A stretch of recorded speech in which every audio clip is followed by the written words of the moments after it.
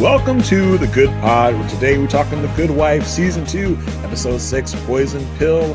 I'm one of your hosts, Jason Reed. With me, as always, someone who's always pretty bitchin', Marissa Garza. Marissa, you good? Yeah, I'm good. But talk about a word that would put a time frame on an episode. Yeah, pretty bitchin'. No bitchin'. All right, Alicia.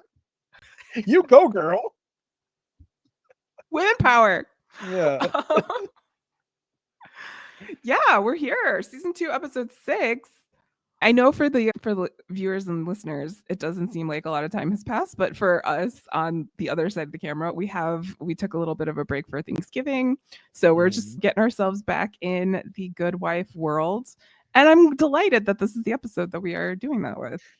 Yeah, and as we talked about this episode, I think we were both very surprised that we got Lewis Canning, aka Michael J. Fox, in here, as we both thought that Lewis Canning's role was more of a back end of the series thing. And so to have it here in season 2 already was just like, oh wow, like I just totally forgot that this happened this early.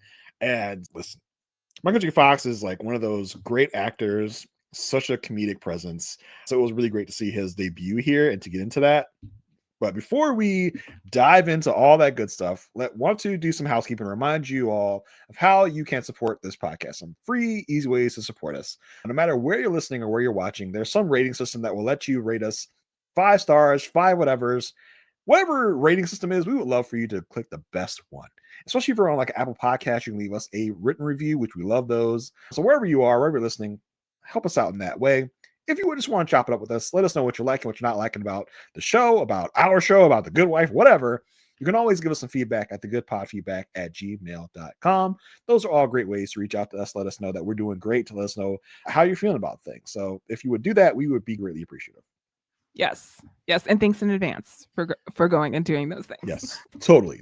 So yeah, let's dive in, Marissa. Pretty big, interesting episode here for many reasons. Yeah, let's get into it. Okay, so the case of the week. We have a class action lawsuit against a pharmaceutical company that produced an SSRI, which is something that people take for like things like depression or anxiety, that unfortunately gave people suicidal ideation. And so in a class action, you have to choose who's going to be your champion, right? Like who's going to be the person that's going to be the example victim for this entire class of people. So Alicia's going through all of these victims like on the screen, going through everything one by one. Will has some not so great things to say about some people. Yeah, this is really just an interesting look inside of what probably it really must be like to choose. This is not our first class action suit, right? No. We had another suit where it was a gentleman that got paralyzed for whatever reason, right? And this is the one where they were like someone was trying to buy the jury or whatever. So this is not our first time dealing with a class action suit. And as we're like cycling through the victims of this medication, and Will's saying some pretty blunt statements about these people. Nah, not good enough. Nah, he doesn't have a family. Nah, too old, I think is one of the things where Diane's, so I guess sympathy comes with an age limit nowadays, huh? So he's just cycling weight through limit. These he said weight limit too. Yeah, so we're just cycling through these people. And we finally find our fighter, because it's like a choose your fighter. This person has to represent the whole class in this class action lawsuit. And he finally finds the one he thinks will be the most sympathetic. I think that she's wearing like a cross. He's like, make sure she wears a cross too, because that'll really get him. I was like, wow, okay, all right. Yeah, and this victim's name is Caitlin, and Caitlin's played by a very young Rachel Brosnahan. Yes. And I was like, oh my gosh, here you are. You're so baby. You're such a little baby. I saw her, and I was just like, she looks familiar. And I didn't do our guest star research until after I watched the episodes. I was just like, you look familiar. And then looking her up, yes, Rachel Brosnahan, the titular Marvelous Mrs. Maisel. Miss Maisel? Yes. Is it Miss Maisel or Mrs. Maisel? Marvelous Ms. Maisel. Not sure. I've watched her great things, but I know Rachel Brosnahan from House of Cards, most notably. I think which was her like breakout role in House of Cards, and which really brought her to stardom and really led her to the Marvelous Miss Maisel. So yeah, I was like, I know her from somewhere, but I'll wait until the episode. I was like, oh yeah, that's her. It's like, yeah, she's definitely a different look back then to where we are now. Yeah, for sure. And I think like the choosing of Caitlin as the hero of the story for the class action is like basically has to be a white person, a woman, so people think that they're like, these are all things that go into the framing of the case. Attractive, right? Yeah, like these, it's not like someone who was not those things was also probably hurt by this drug, but would not stand a chance to be in the same situation as Caitlin is in telling the story, which we find out like Caitlin's story might not be the best one to be telling. Yeah. Caitlin, I really want to help if you gave us a little more detail into your story before we chose you. Yeah, it's okay. They are excited. Diana's super excited because they found out that the drug company just fired all their lawyers. So they're like, oh my gosh, we can do this. She's even like giving Alicia the voir dire, which is like the jury selection thing of it all and all that stuff. And Alicia's, oh my gosh, I can do it. But I just need a moment. Let me gather my stuff. Let me like center myself. And she goes and she sees a man who's like having trouble getting into the building because he is disabled. And Alicia's, I'm going to do my good deed. Let me help this person. We see, as the audience, we see that this is Michael J. Fox. This is Lewis Canning. First watch, you're just like, oh, this is an important person because it's Michael J. Fox. You're not like, this is like... Michael J. Fox is here for a reason. Michael J. Fox is not a background actor. He's not here for a little bit. He's not here for a drop by. Like this guy is, he's Michael J. Fox. Listen, we don't have to list everyone knows Michael J. Fox is. Yeah. Back to the Future, Teen Family Wolf, Ties. Family Ties. I was a big Nick at Night guy, so I was a big Family Ties person. I did have a crush on Alex P. Keating. Yeah, I did. I can understand. He was a spunky young man. I think, and Spin City is where I really got into Michael J. Fox because I was old enough when Spin City was out to really appreciate Michael J. Fox and what he was doing. And so I loved Spin City. Even the Charlie Sheen version was like okay. So it had a great cast, like all around. Really did. And listen, if I don't remember, but I hope that Lewis Canning and Julius meet up as a Spin City reunion. Who knows? But. And I think if I'm trying to remember correctly, back to those days, this Good Wife stint was really his first thing after we found out his Parkinson's diagnosis. This is like the first time of, wow, he's getting back into acting because he left Spin City because of that diagnosis and because of the symptoms of the diagnosis that were happening. And now we're coming into this. Wow, like this is groundbreaking because this is him doing this. He's going to have symptoms of his real life disease that they're going to write into the show. So it's, oh my God, this is great. This is a great moment here for this. Yeah, I remember my mom picked up The Good Wife before I did, and she was like, it's so good, it's so good. But then the moment she said that Michael J. Fox was on, especially after his diagnosis, I was like, oh my gosh, I will watch the show now. And that's when I really got into it. Is Michael J. Fox is here, like my generation, like my people, and also like seeing how they're going to. I was really nervous about how they were going to handle his diagnosis and his symptoms and everything. But as we'll discuss throughout the episode, I'm sure Michael J. Fox had a lot to say in the writers' room about how that was done because I think it was very well done, especially given his whole like persona as an advocate for people with Parkinson's. Like it was really important. But yes, so this is a big moment. This is a big moment. So we're all like, oh my gosh, it's Michael J. Fox. But Michael J. Fox, aka Lewis Canning, is using this to his advantage. He's, I can't open the door. Alicia helps him open the door, gets inside. And then he's, I don't have my ID. Can you go see? I think I dropped it exactly by the coffee cart, like exactly where it is. And Alicia's just like, I have to get to court. It's my first time. Diane put me in the hot seat. I'm so excited, but I will go help this man because it's the right thing to do. And how did that pay off for her, Jason? Listen, this is the first time Alicia's fallen for this. Okay, like we get a lot of this for our opposing lawyers, right? We have the woman that has her child and uses that as to her advantage. We have the woman that's I'm spacing on all these names, but we have the woman that acts so doe-eyed. Oh, do you mean me? So we've had a lot of our opposing counsel use things to their advantage. Meryl Streep's daughter. Yeah, Meryl Streep's daughter. Oh my God, I can't believe I'm blanking on that name. But the woman that has the baby and is using that to her advantage every time. Martha Plimpton. Martha Plimpton. I know. Yeah. So we have so Alicia's fallen for this before. She falls for it again. Her good Samaritanism is always used against her. She's let me help out this person, and then that person uses that against her to get a leg up in court. This time, because Alicia is busy looking for this ID, she's now late to the voir dire, and Lewis Canning is getting it started. Oh, Miss Fork, you're late. We started without you. Sorry. It's poor Alicia just cannot help herself but to be the good Samaritan.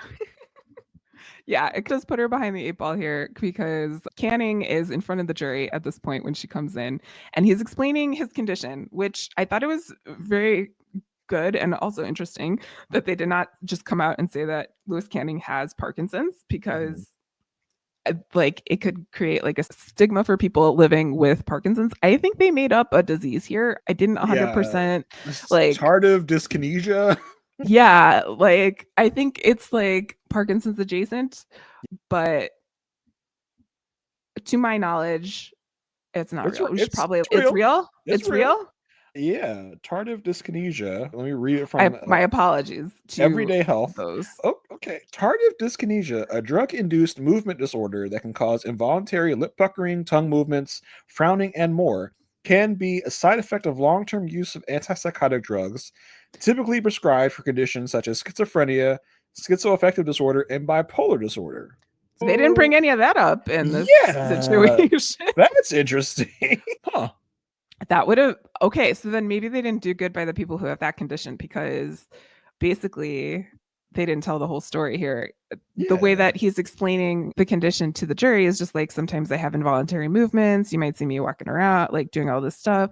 And it really does get the jury to put their eyes on him instead of paying attention to what's in the courtroom. And this is like a tactic that he will use throughout the entire trial. Diane is questioning the doctor who's talking about like SSRIs and all of the stuff on the stand. And at this time, like Canning starts having some symptoms. And again, this gets like the jury looking at him instead of paying attention to the doctor's going to say something that's not good for Canning's case. And it's, oh, okay. It's almost like he's performing a magic trick in the courtroom, because everyone's captivated. Because I think in this specific scene, he's like pouring a glass of water from a pitcher. And then we'll just look at him like, can he get it in there? Is he going to drop it? What's going to happen? And so he's definitely using that to his advantage. And something I really love about this character is the way that it's written. He is unabashedly using his condition to his advantage. Like, he has no qualms about using this to sway the jury. He knows what he's doing. It's working. And I love that they're not going lightly into this. They're not like tiptoeing around the condition. He's I got it and I'm going to use it. So I love that about his character. And it's not, I'm sure that's part of what Michael J. Fox brought to the writer's room. And maybe it was also the Kings too had this idea of just like, hey, let's not do a woe is me type of thing for Lewis Canning. Let's make him a villain. Let's make this disabled person a villain doing villainous things, like using his sickness to his advantage. Yeah. Not saying that all disabled people do that, but they can. That's the thing, is people are multidimensional. So let's like show that in the, and this is how we're introduced to the character. He stays true to the character this entire episode, but I will say even further on in the series. This is not the first time or last time we see him. Yeah, he's gonna be a part of this thing for a long time. I don't remember how many episodes he's in, but it's quite a few actually. I'm surprising amount, I think. Yeah. When it's his turn to question the doctor, he asks, can this drug enhance feelings of jealousy? And to me, I was like, where are we going with this? What's happening? He's talking to me about sex. I was like, oh, okay. Like, we're going into quite a realm here. Yeah. So poor Caitlin is put on the stand next, and my mom was sad. She took the meds. She became depressed. There was nightmares. Like, this is like how her life ended in this state. My dad worked with all women, which was interesting to bring up. Canning knows what he's doing. Yes, exactly. Canning knows what he's doing. But like, from our perspective, like, as a first-time watcher, you might figure what's going on with this. It's like, I bring up this list of items that he had with him. Women's black panties, size small. Was your mom a size small? Oh no, she was size 12, which would be a large. Which, don't even get me started talking about women's sizes, but that's a whole other thing. But I think it's important. Super private information to be talking about. Yeah, it's important to note as well. We didn't get too much into Caitlin's mom's case. So Caitlin's mom committed a murder-suicide. She killed herself and killed her, aka Caitlin's stepdad. So I think that's important context into what all this is going to be brought about, because we find out, like at the crime scene of when she killed herself and her husband, we found a bloody gym bag, and in the gym bag were these black panties, size small. So it's okay. As Canning is, so what size is your mom's? Oh, okay, getting like very into things, and we find out that Caitlin, she's like, my mom was a size 12, and Canning's, oh, so that would be a large. He looks to the jury like, large. He Not says small. the large. Yeah. That would be the large. And I was like, what are you doing? That'll be the large panties, right? Like the word panties is just so funny to me. I don't know why it's like the panties are large, right? Yeah. So Canning's really trying to draw this like jealousy type of situation. At this point, we know that there were black panties with her stepdad when he died. But then also he keeps asking, did your parents fight over a woman at work? No. Huh. Interesting. Okay. Like he just keeps coming up to the edge of what his point is and then backing away because he's really trying to take the blame away from the medication, right? It wasn't the medication made her do it. It was the fact that her husband was having an affair. So really nothing to do with the medication. And so I think that's what he's trying to steer things to.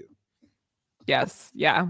Back at the law firm, Will is, we need to make medicine sexy. What else? Well, what do you got?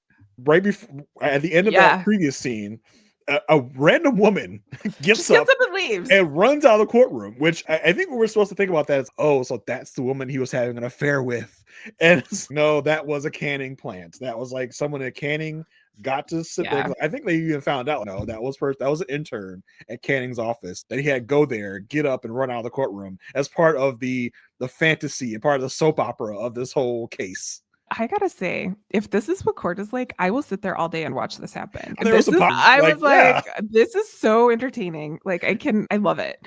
Like what's gonna happen next? So our popcorn is in the I don't know what they call it, like the audience. What's gonna happen next? But no, in real life, I'd imagine nothing like this really happens in real life, except for really like high profile cases. If it does, let us know, lawyers out there. Yeah, but we get it every week. Something happens every week on The Good Wife. Okay, they have you thinking that this is this entertaining all the time. Well, and so we know that Canning's a showman, and then we go back to the law firm and we meet our own showman, Will, and we need to make medicine sexy. This is how it has to go. Like, these are the facts, but our case is what we can do with the facts. There's always a lie. A lie always beats the truth, which is relatable. And so he wants to take the strategy and turn it so that we give truth.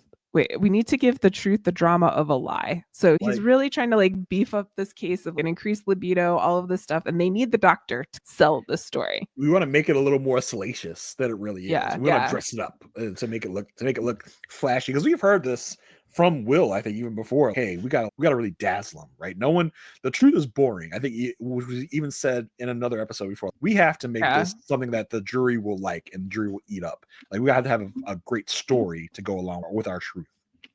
Yeah, so they take this one little fact about increased libido and are trying to like exemplify it, expand it, so that it becomes like a reason why this stuff is happening. And so they go and ask the doctor, and the doctor's, no, I'm not going to do that. But then Diane reminds him, you'd be walking out on half your contract, so you can go. That's fine, but we're not going to pay you. Next thing we see, doctor's back on the stand. Money beats ethics all the time. I would not sacrifice my integrity. How about I give you more money? Okay, I will sacrifice my integrity. No problem. So Will has an interesting performance throughout this episode. Because as we're like trying to convince the doctor to go through with it, Will's, everyone need a videotape of your like most disturbing animal trials. Will is getting some like weird pleasure out of this. Okay, are you okay? Are you all right? He's frustrated. I don't know. He's got Tammy now. I don't know why he's so frustrated. That's true. Yeah, so the doctor's on the stand. He brought the videos. He shows these rats. They're hypersexually active. They are like all over each other all of the time. And this is like something that gets Louis Canning to be like, oh, okay, I see you. And he passes the notes over to Diane, or over to Alicia, that says, game on. I see you. Alicia thought she had something. Alicia's like, ha, here comes a settlement. Oh, Game on. Okay. All right. We're still playing. Because as the animal testing is playing, Alicia looks over with a shit-eating grin to Canning. And she's like, I got I you. got you. We rarely see this side from Alicia. I think she really felt burnt by that whole ID con at the beginning of the episode. She's got this grin. Haha, we got you now, sucker. And he's like, nope, not yet. We're still playing. Game on, baby. Like, I can play too. Like, playing. I've been playing. You're just catching up, girl. I've been playing. I've been in this. You're just now on my level. Come on, bring it. And he ups the ante by adding a witness. This is the therapist of the stepdad who of the mother.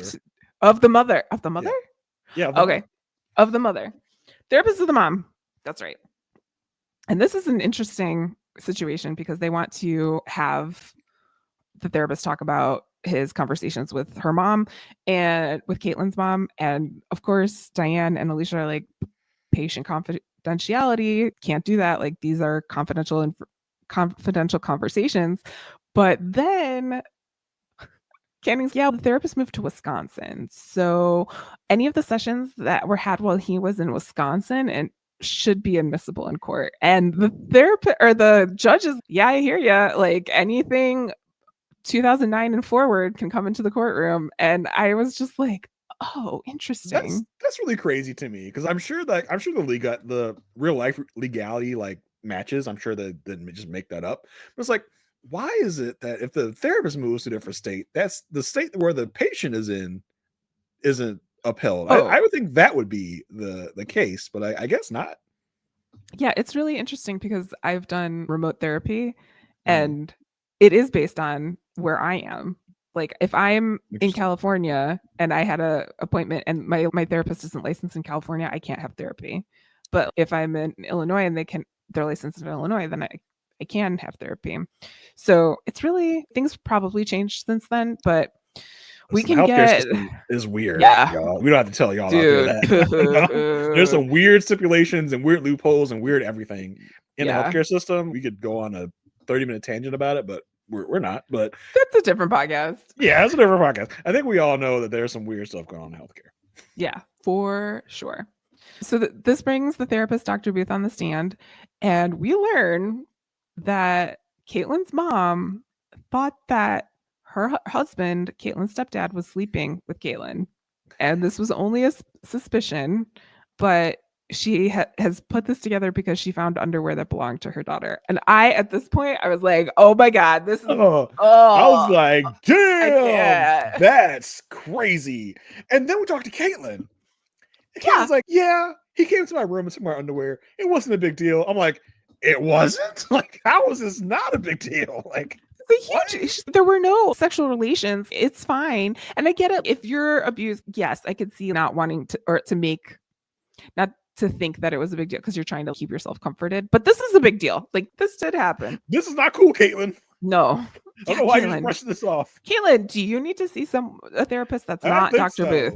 Yeah, I think so. So, she says, my mom accused Caitlin of tempting her, which is like another of tempting the dad. Exactly. Like, yeah. She says that's why she moved out. I'm like, yeah, I would imagine so. Oof. I can see. Listen, I didn't want to be the test case. Y'all made me be the test case. This is why this all came. Okay, but you didn't tell us that all this is going on. Like, if we had known all this is going on, we would have maybe chosen someone else because this is a lot. Yeah. And Will is always thinking about the bottom line here. So he's okay, this is not great. We're going to have to do something. And he catches Blake in the elevator, not the escalator in my notes, in the elevator. And he's like, go find something on Dr. Booth. We got to get something. This was on so this. weird. And Blake's like, cool, but Kalinda's doing some snooping on me, which we'll talk about in a minute. And Will's like, don't worry about it. I'll take care of it. You have to find something on Dr. Booth to discredit him because this is really damaging to our case. So Blake finds out that Dr. Booth moved to Wisconsin because he slept with the patients. Yeah. But to go back to the Will and Blake elevator. Oh, moment, yeah. This is so weird. This is like at ominous vibes. I'm like, we already know something may or may not have been brewing between Will and Blake before Blake even came to the firm. So it's like, this is weird. And the clandestine nature of this whole thing was like, what is going on here with Will and Blake? because Will's so serious, like, we need to find something on this guy. We need to kneecap him. I'm like, okay, like, you're being real serious, Will. And yeah, I want to know what Will's gonna do about this Kalinda snooping, because he's like, don't worry about it. I got it. I'm gonna handle it. Okay, what do you mean you're gonna handle it? What are you talking about? What are you gonna do? What are you gonna do to Kalinda to make her stop snooping around Blake? It was weird. Yeah, we don't see that resolve in this episode. Yeah. So I don't know what he's doing. Yeah. So Dr. Booth had to move to Wisconsin because he slept with patients. And Kalinda at this point is like, who found this patient? Oh, it was Blake. Oh, interesting. So we have moved far afield from the actual case, like from the actual going on, because now we have investigated the therapist of the woman that killed herself. And so now we're just trying to say the therapist was a bad guy. So don't listen to what he said. Like, that's discredit him. And they want to bring Dr. Booth back to talk about this. But unfortunately, or coincidentally, Dr. Booth had been hospitalized due to a burglary. And there was, I wonder, who has a tendency, who in this world, Jason, has a tendency for burglary and beating people up? And who have we seen that plays rough, right? Like, is not a very delicate person. Like, we saw Blake when they asked him to look into the case from last episode with the masseuse. He's not a very delicate person. When he went to the masseuse's place, he like had a crowbar, was like moving stuff around. So I would not put it past him at all. But would that benefit the case? This is where I'm thinking. Would that benefit? Who would that benefit? That would benefit Canning, though, right? Like, you think Canning had Booth messed up? If Booth can't come to talk about his infidelity and his relations with his patients, then you think it was Blake? I think it was definitely Blake. I think it was. I do think. I just was trying to play the other side of it. I was like, did Canning do anything? No, but I think it was Blake because of what we discover about Blake within this episode. We'll talk about that in a separate segment. But because as we talk about that, you see his look on Kalinda's face. That was Blake. Blake is that. So Blake. We know Blake plays rough a lot. So I would not put it past Blake to have beat up someone in the act of him burglarizing an office where he probably found some note about the doctor having relations with his patient. Yeah. So I think that's Blake. This is enough to get Canning to settle. And this is what it's like living in America. Okay. Yeah, exactly. Okay. So they settle. And Diana's super happy because she got $40 million when they were just expecting, like, they would have taken $20 million, right? So she's like high on life. This is so great. Canning comes to the party to try to figure out some details and is met by Alicia, and Alicia's like, hey, good game. I see you. What's up, buddy? Like, we got your ass. She's like, better luck next time. And Canning laughs. And Alicia's like, why are we laughing? Like, what? Like, more like, why are you laughing? I know why I'm laughing. Why are you laughing? And I love, this is very Michael J. Fox response. Like, because we're funny. That's why we're like, because we're funny. But Canning explains that he was hired to get this class action that was really valued at $90 million. Yep. Down to 50. He settled for 40. So he's going to get a bonus for saving this company money, because that is what he was hired to do. That's why all of the lawyers were fired at the beginning of the case. That's what it was. This is what Canning does. He comes in and he saves corporations money on class action suits. And this is why I say this is what it's like living in America. Because what? I liked how Canning was like, listen, girl, your new math, I'm advanced trigonometry. Like, you ain't got nothing on me, girl. Like, you think you're in my league? You ain't even close, baby girl. I also wondered, we know that who Lewis Canning is. I almost wonder, is he lying? Is this a thing he's saying to, like, save, for sure, face? Like, to be like, oh yeah, like, you guys could have so much more money, but I got you guys to come down on the money. So really, I'm the winner here. You're still the losers. I just wonder if that could have been something, but I think that's me doing your thing and writing the show. I think this was in the world of the show true. It was just like, yeah, you guys think you did something really fantastic here. Like, you saved me from going $50 million over what you wanted. So really, I'm the winner here. Yeah. So, like, by picking Caitlin, they thought she was a safe bet, right? She's so wholesome. She's going to tell the story. This is the thing. What Canning did was exploit the thing that was wrong with Caitlyn to distract, which is the thing he was doing in the courtroom from the beginning. Look at me, look at my disability, see how it is. And then he did the same thing with Caitlyn's story. Look over here, as opposed to talking about all the other victims in terms of what this drug is doing. He is a magician in that way, a sleight of hand magician in his way of presenting a case. It also made me question our heroes, right? Our people. Like, so y'all, according to Canning, this was a $90 million potential. And y'all are over here like, and we got 40 mil, baby. Are y'all stupid? So where's the disconnect? Like, when one party thinks it's like $50 million more than you thought you could have got, are y'all okay? Are you in the right league? What's going on here? And also, did you not investigate? Yes, I know Blake and Kalinda are having their Kalinda off. Yeah, but that is detrimental to the fact that they did not vet and investigate Caitlyn as much. It's fine that they should have known this. Like they even though Caitlyn didn't say anything at the beginning, they should have known this, especially with a murder suicide. There's enough information to do investigation on this. Like y'all busy having your little battle or whatever. Y'all missing the bigger picture. So that's an interesting way to go about that. So I just thought it was interesting to are y'all my question here is also this party scene where Bond is, oh, you guys settled that in the 5-minute recess you guys were having. Like, it just made me think, like, Bond, why are you here? Yeah, I know. What are you doing here? Like, we have gotten, it's been 6 episodes and you have done really nothing. He brought the iPads. Yeah, I'm just waiting for him. I'm waiting for him to have his day in court. I'm waiting for him to show us why he is this like fantastic lawyer. I just haven't got anything out of Derek Bond, aka Michael Ealy. I haven't, like, you're cool and everything, but why are you here? Also, and I didn't bring this up before, but like when Diane is talking in the very, very beginning, when Diane's talking to Alicia, oh my God, this could turn things around for the firm. Didn't y'all just have a merger? Are y'all always in financial straits? Like, what? Because if they talk about like the money they got, like, we can buy a whole new floor of offices with a gym. And it's just like, are y'all always having money problems? I thought that this whole merger was supposed to solve all your money problems, but you are still broke. What is up with y'all? Are y'all okay? Are you all right? Yeah. Are y'all ever going to be financially solvent?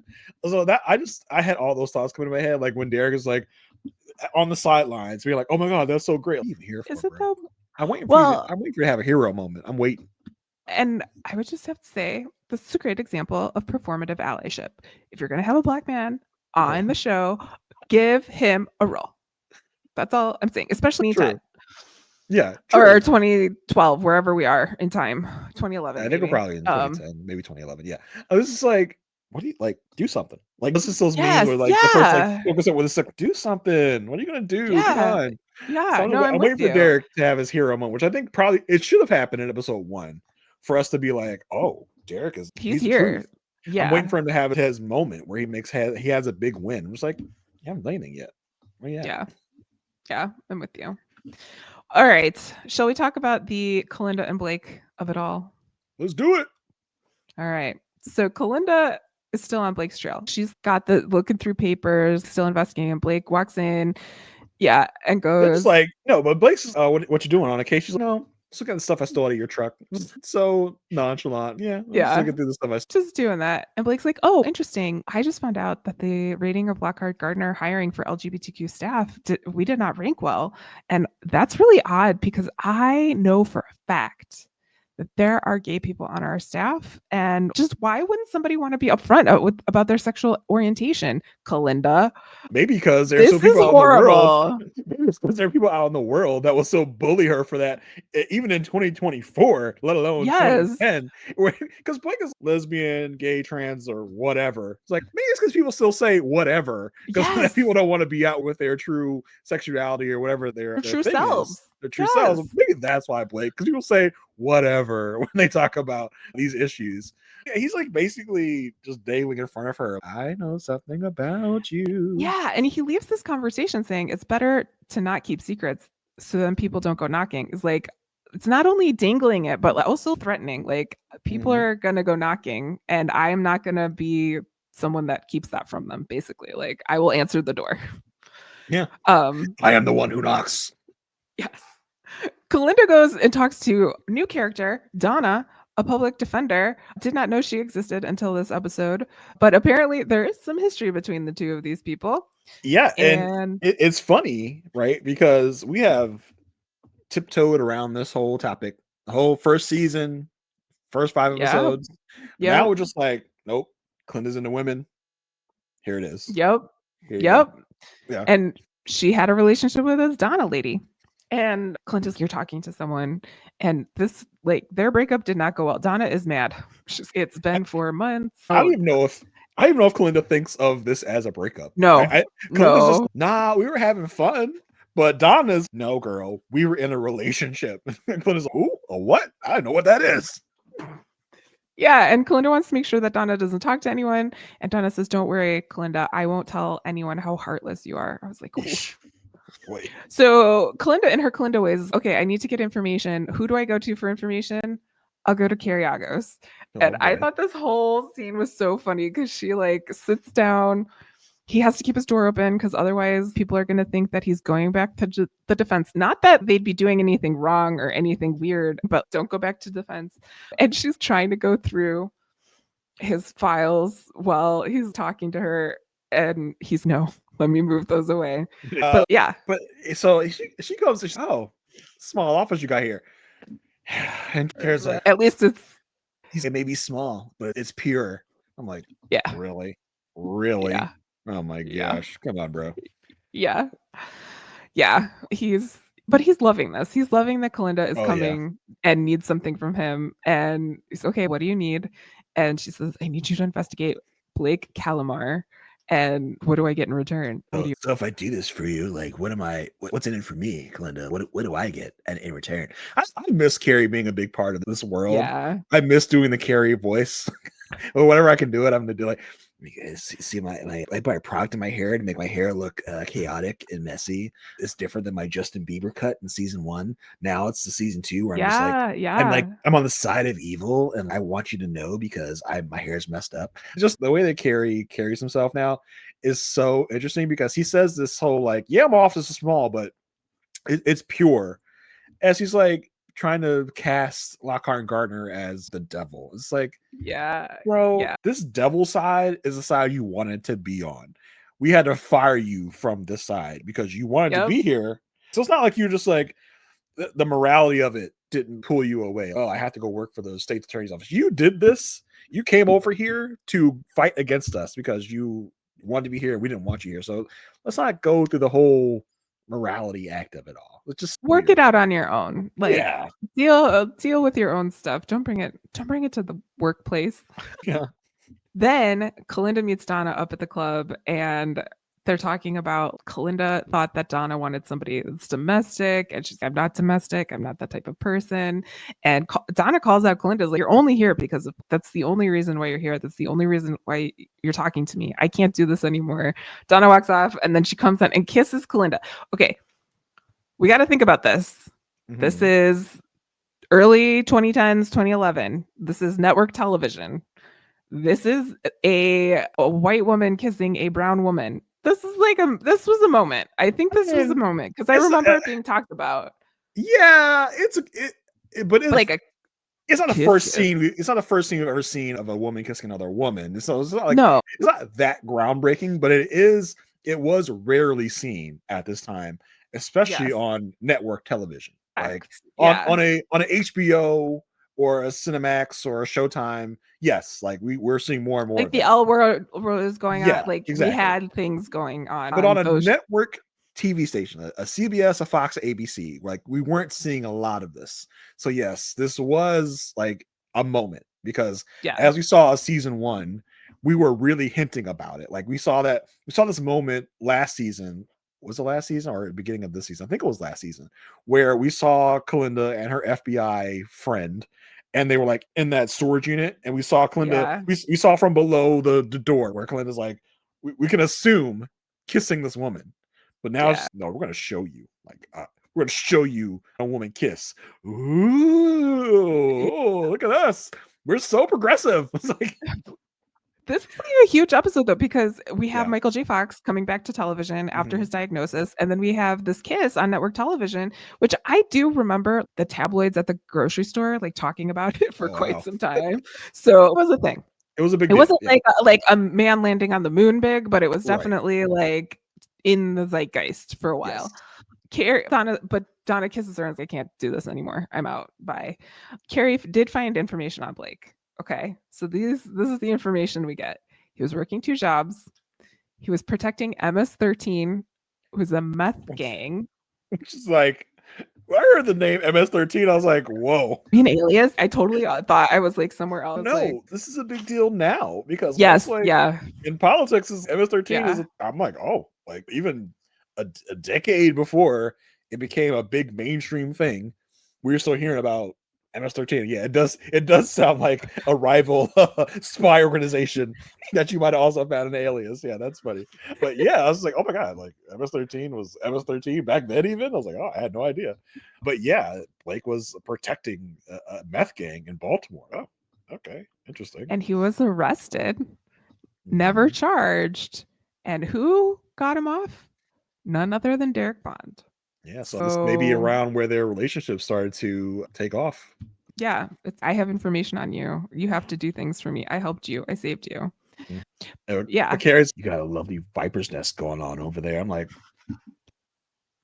you would kill to get in this viper's nest. You would kill. We had to dismiss you from the viper's nest. You were fine with being the viper's nest until he told you to get lost. So like, I forgot what he said to Kalinda when she walked in this time, and he said something else, and she's like, I can feel the moral polarity pulling me in.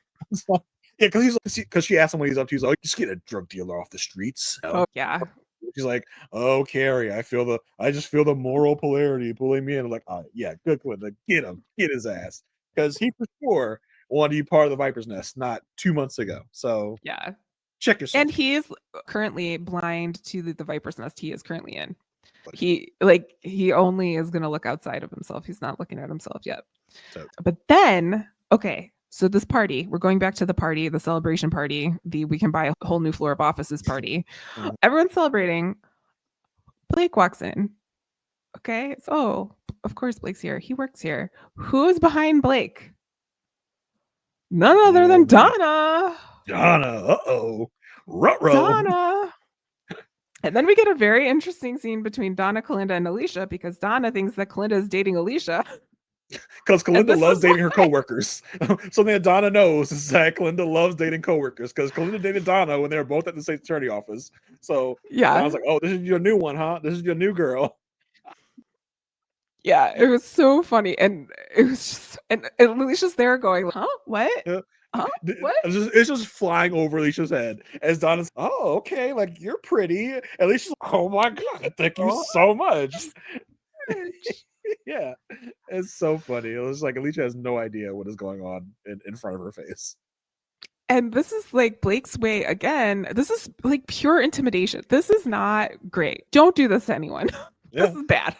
This is his way of telling Kalinda, I know about, not only do I know about your sexual orientation, but I know about Donna, and I'm going to keep finding out things, and I'm going to keep bringing these things to a party, I think is what he was trying to say. I'm not afraid to confront you in this situation. It's not great. I am not Team Blake. I am definitely, Kalinda has her like weird, I'm going to go beat up a rental car situations, but I don't think you're going to find many Team Blake people, but this is the moment where Blake told Alysha that she was bitching, and she's like, yeah, I'm pretty bitching. That's when something's dead. When someone like Alysha Florrick says, okay, we can't use bitching anymore because Alysha said it. Then let me just say, skibbity toilet. Skibbity toilet, Riz Sigma Alpha Beta, whatever those things may mean. I don't know. Like, just go through all the Greek alphabet. But yeah, I do wonder if Blake had no idea who Donna was until Kalinda started visiting with Donna. He's like, oh, like I could see a scenario where Blake is keeping tabs on Kalinda. So he sees Kalinda visiting Donna. He's like, oh, who's this? Maybe I have to look into this. It's almost like Kalinda has just hurt herself by going and finding Donna. But yeah, it was very intimidating. Like, he didn't even have to say anything. Yeah, it was creepy. He just bring Donna around. Just, hey, look who I got. Like, I know. I know who you I are. know things. I know who she is to you, and yeah, what am I gonna do with that information? You don't know. You don't know, but you can know if you play nice. Basically, is like. It's Anyway. almost like, what does Blake want? What does he want out of this? Yeah, what is this about anyway? Like they're both like, so we have seen since Blake arrived on the scene that Bond will ask for Kalinda and will ask for Blake. So I really don't feel like this is not a Carrie Alicia situation from last season. I don't feel like this is one investigator to rule them all. You know what I mean?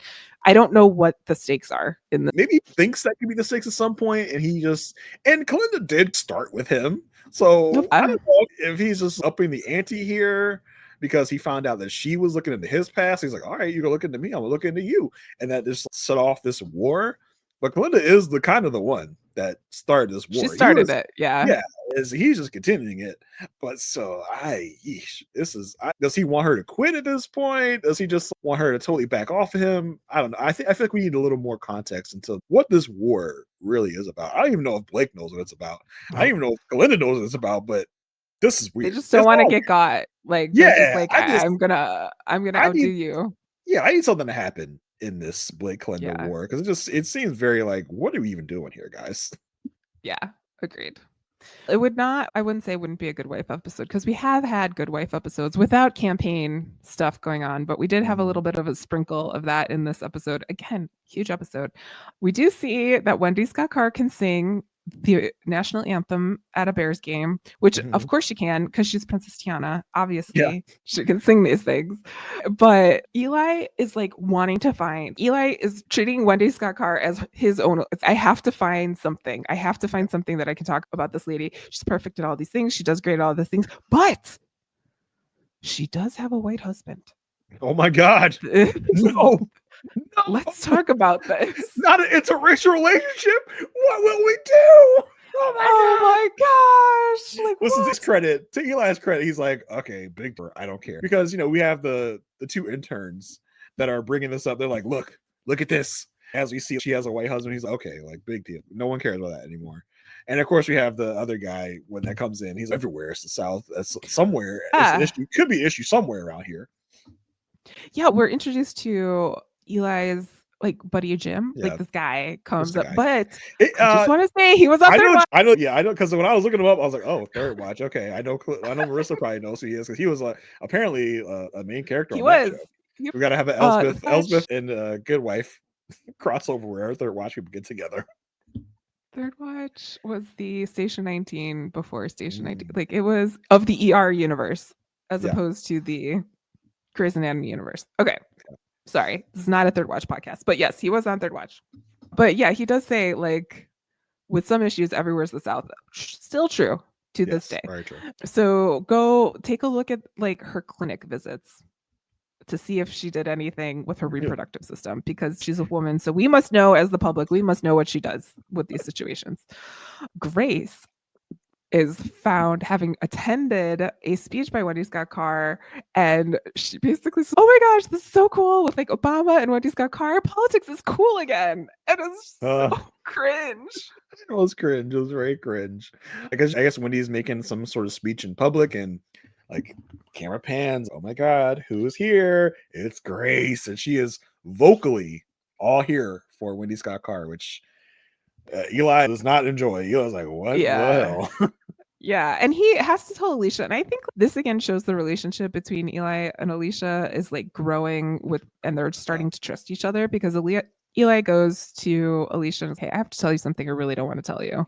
This is not fun for me, but your daughter has attended a Wendy Scott Carr speech. My trackers caught it. And trackers, obviously, this is the game that we're playing. Yeah, because when Alicia got introduced to the term trackers, it was just like being used against her. So she's like, wait, we do that too? Yeah, girl. Obviously. We got to do the same thing that our opponents do. So yeah, it's a thing. And you mentioned like how Eli came about this. At a certain point in the beginning of Eli and Alicia's relationship, he was just like, whatever, I'll go tell this lady this thing. But I think at this point now, Eli knows that who Alicia is. He's, how am I going to do this? Because me and Alicia's relationship got to a point where it's just, I don't know. I know I got to be on tiptoes about Alicia and her kids. He still did delete that freaking voicemail. So yeah, like it's not all good. It's not all Yeah. good. But Eli knows Alicia don't play about her kids. So he's like, Right. how is this going to come about? So he does try to handle it with a little more tact and grace, more than I think he normally would. Yeah. Then they find out that Wendy Scott Carr had a breast augmentation. This again, so like this, okay, this is really hard to watch post 2016. Okay, Yes. because they are trying to talk about a woman having a $19,000 breast augmentation, and that would be disqualifying for her in a state's attorney's race. Given just the listeners, viewers, just take a moment and think about the past 8 years. Okay, what is disqualifying now? What is disqualifying now? That's it. It's just I gotta say it. So I will step off my soapbox, but it was hard. It was hard to see this conversation in 2024. There's a lot disqualifying, apparently. But they're not disqualifying. It shouldn't be. It should be. Right. And I think of, yes, like I will not go there, but this was hard to see that they wanted to use this information, and they equated it to something that happened with Bill Clinton. He got a $200 haircut. This was a whole thing. Is a false claim, according to Snopes, because I looked it up, that my friend Bill, held up the traffic at LAX because he wanted to get his haircut on Air Force One. So he basically did not allow anybody to land because this was false, but this was something that was talked about in the news, which is what Eli is. It's not Clinton's haircut, but it is $19,000 breast augmentation. So Eli's, I got to tell, yeah, go ahead.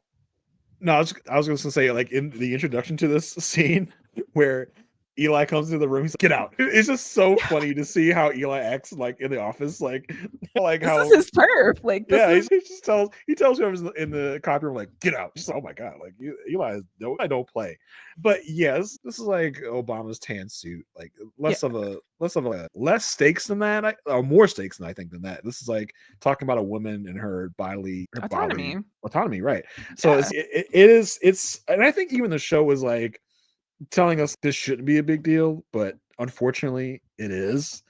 And I think it's just really cringy to know that, and that it hasn't really changed in the time of 2024. This would still be something that people would take points off for if we're living in a points system. Like, people would take points off of someone if they found out this information. Yeah, for sure. Eli has to let Glenn Childs, his campaign manager, know that he knows this information. So this is also how we learn how well Eli knows his staff, because he makes his friend Jim make a copy of information. And this guy comes up and picks it up, and we know that guy is a plant. And Eli's, yeah, I knew he was a plant for weeks, but he's using this plant like to his advantage in this situation. I love because Eli knows that Peter's not going to go with this. He's not going to let them run with it and use it to their advantage. So like, how do I get it in the hands of someone that will use it? He like literally calls the campaign manager to Child's campaign. He's like, how dare you? That was my information, blah, blah. So that will trigger the campaign manager to call the plant in the office to figure out what Eli is talking about. So this is like master class for Eli. To, like you said, he knows his staff. He knows there's a plant in their building, a child's mole or whatever, and he's going to use that to his advantage. Yeah, I know. I've been known he was here. I just need to figure out how I was going to use him to my advantage. Okay, Eli, golf clap for you, Eli. Yeah, there's a lot. I'll have to do some research, but there was Bill Clinton's campaign manager was Rahm Emanuel, and Rahm Emanuel is the basis of Bradley Whitford's character in The West Wing. And I wonder if Eli was also like Rahm Emanuel is some inspiration for Eli as well, because it's just a lot of stories about Rahm Emanuel. He comes from Chicago. He was also mayor of Chicago for a while. It's just like that same sort of attitude of, get out, this is my room, I know what I'm doing. So I will look that up before the next episode, but I wonder if there's some Rahm influence. Was Rahm Emanuel played by Fred Armisen on SNL? What do I remember that correctly? I think so. Yeah. So now it's time for Alicia to talk to Grace about her attendance at the speech. And she basically says, hey, Grace, it's cool that you have an opinion and all, but you can't really have an opinion until you're 18, at least out in public. Like, you cannot. Yeah. This is a interesting conversation, right? Because I think we think of Alicia, like we wouldn't think Alicia would do this, would like Right. try and stifle Grace and tell her not to talk about what she wants to talk about. But I do see the other side of the coin where it's like, this is not look good for your dad's campaign. And unfortunately, it's almost, I wish Alicia would have come at it with a little more tact, because the way Alicia came at this was like, basically, I'm your mom and I'm gonna tell you what to do. So that's just it. That's it. Yeah. Yeah. And I appreciate that as a parent. I appreciate that because sometimes that is a conversation you have to have. I know that you want to do this or you want to say this, but for this and this reasons, like that's not going to fly here. So I understand that part of it. I just wish Alicia would have had a little more concern for Grace and her feelings and everything like that, because I felt she came at it with a "because I said so" type of attitude. And I understand you have opinions. I understand that you want to say stuff, but as long as you're under this roof in this house, like these things aren't going to fly. So I was very of two minds about it. And Grace is this is like, where Grace is like, but this politics is no, it's family. Like in this case, this is about family, and it's not about what you do for and about your family. That makes this a little bit of a difference.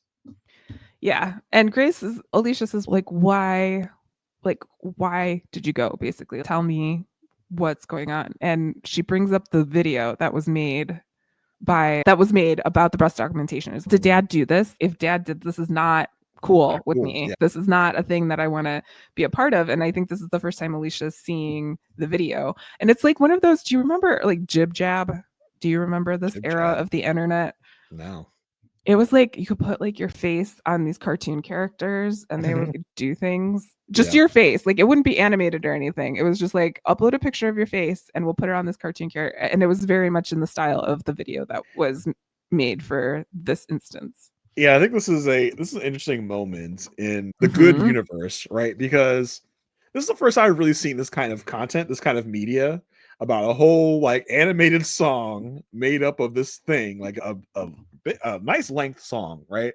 We got the Amber Madison thing a few episodes ago with Peter's voice in it, but that was one thing. This is a whole other thing. This is a whole big produced piece, this whole cartoon, which we'll see a lot of in this The Good Wife, but we see almost every episode, bunch of it, yeah, in The Good Fight, where we get this a lot. So I thought it was very interesting, where the show feels comfortable enough to do something like this, and it's just the start of things like this, which is a very fun part of the Good experience.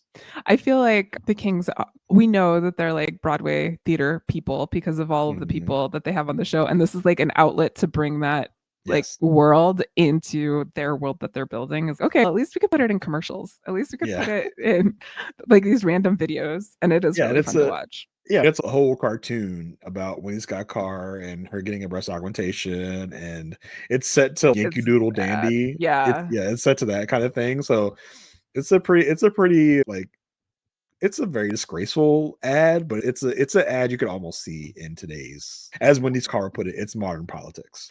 Yeah, like she's brought on to an interview. She's questioned about this video that was made about her. Not the people who made the video, not anything like that, but we must have Wendy Scott Carr answer for this video. And she said, video is just modern politics.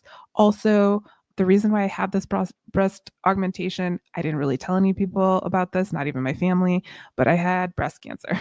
And that's why. And this was also great because it shows that Eli was like showing us like pulling some all-star moves earlier in this episode, right? Like, I'm going to call the child's campaign manager. I'm going to frame it on him. I know my staff, all of this stuff. He did not do any research about why this woman had this breast augmentation. He just sent it out somewhere.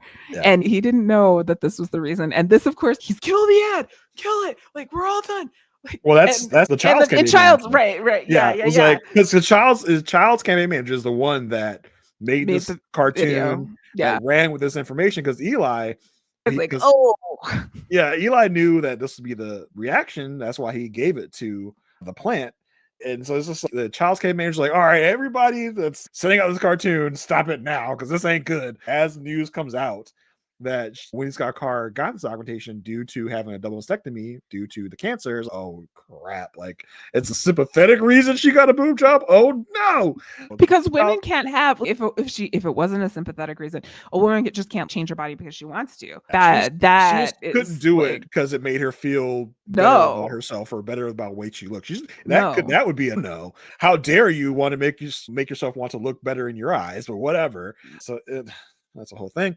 And Eli's just like crap. Like Eli's the same way. He's like, damn it! Like they kind of really played into Wendy Scott Carr's hands. It was like we did the good work for her. Like it's not that she would have done this anyway, but just helped her out. As we see like Grace on the couch watching the Wendy Scott Carr interview, like, get him, Wendy. That's my girl. Like, you get him, girl. Yeah. So it was very interesting end to that. And it did pay off for Eli because Child's campaign manager ends up resigning because of the whole situation. So in a way, it worked out for him, and Eli was able to keep his hands clean. But at the same time, I was just like, Eli's probably this woman. This is not great. But at the end, we get this. I don't like these scenes. I really don't like these scenes. They make me so uncomfortable. So weird. Grace is so excited about the situation because I told mom about this video, and then mom told Eli, and then Eli. This is how it all happened. Mm-hmm. I was in charge. So dad did something right. Dad wasn't involved. So she's, Dad, I want to talk to you. She goes into his room, and he's not there, but his clothes are on the bed or whatever. And she's, let me hang up Dad's shirts and make his bed because I value him as a human so much more now than I did 2 seconds ago. And I was like, I want to barf. It was so weird and cringy. It was just like, I don't know how to explain it. It was just like, this feels weird. Right? Like, I know also in this episode, we were talking about a stepdad, like taking their daughter's underwear. Yeah. And now we're like showing this weird. It was weird. It was just like, let me get my daddy's clothes and make them like hang them up for him. Oh, okay. I was wish he found something like damning in one of his shirt pockets. I almost thought that's where we were going. That she would find some condom or something. Like, oh my god, dad's still having sex with sex workers or something. I almost wish she found something worse in there as she was. But no, this was a seemingly just wholesome-ish scene, which felt weird. I was like, I could have really done without that whole thing. Yeah. It was very like, have you been hanging out with your grandma enough? I feel like she would have been really proud of the situation, but I do not like it. It was very creepy, very cringe. But so monumental episode here, season 2, episode 6 of The Good Wife. We had some Michael J. Fox, we had a lesbian kiss, and then we had Wendy Scott Carr and her breast augmentation. It was a pretty good one. Yeah, we talked a little bit about some of the cases of the week falling flat recently. I felt like this episode, all of our storylines really were firing on all cylinders. Yeah. And of course, the introduction of Michael J. Fox really elevated our case of the week to the stratosphere, really. So I felt like all of our storylines really hit in a great way this episode. So this is a really great episode of The Good Wife. Yeah, I was like, we were towards the end of the podcast and I was like, oh my gosh, the Michael J. Fox stuff was in the same episode. I just was like, oh my gosh, like, so much happened. It was such a big episode. I'm sure something that brings you much joy is that no Peter whatsoever. Like, he was talked about so much. He didn't show his face one time. So I'm sure that was really elevated the episode in your eyes. I was so elated I didn't even mention it, but yes. Yes. Peter gets a gold star just for not showing up in the episode. Yeah. Oh, yes. I give Peter a gold star this episode. I won't do that. You didn't really though. We only have 5. You can't just go doling That's them true. out. Yeah. Only 4. I said for the whole series. Yeah. We only have 4 left. So Bronze star for you not showing your damn dirty face, Peter. Okay, yeah. So that was the episode. As we said, we really loved it. Really loved covering it. Yeah. Marissa, do you want to give the peeps an update on what you are up to nowadays? Sure thing. You can find me on Instagram and Threads and Blue Sky Ski at It's Me, Marissa G. I am usually involved in a number of different things, so just check me out in those places and check the link in my bio and you'll see what I'm up to. What about you, Jason? Yeah, I'm here with you talking The Good Wife and talking Elsbeth on Mondays. So come and check us back out. No, on Saturdays. Sorry. Saturdays we're at Elsbeth. Mondays we're here on The Good Wife. So check us out here. You can also check me out in podcasting Spaces over on the Raw Pass Podcast Network on the Love at First Sight feed, where I'm talking about the show Married at First Sight. On the podcast, A Perfect Match with Asia Welch. I know there are a lot of names there. Try and keep it with me. But if you're into that show, Married at First Sight, come over and check that out. We're having a lot of fun over there. Let's talk about season 18 of that show. But yeah, and if you want to find me on the social medias, you can still find me on Twitter at JAYR1085. You can also find me on Blue Sky at JR33D. That's all from us this week. Until next time, stay good.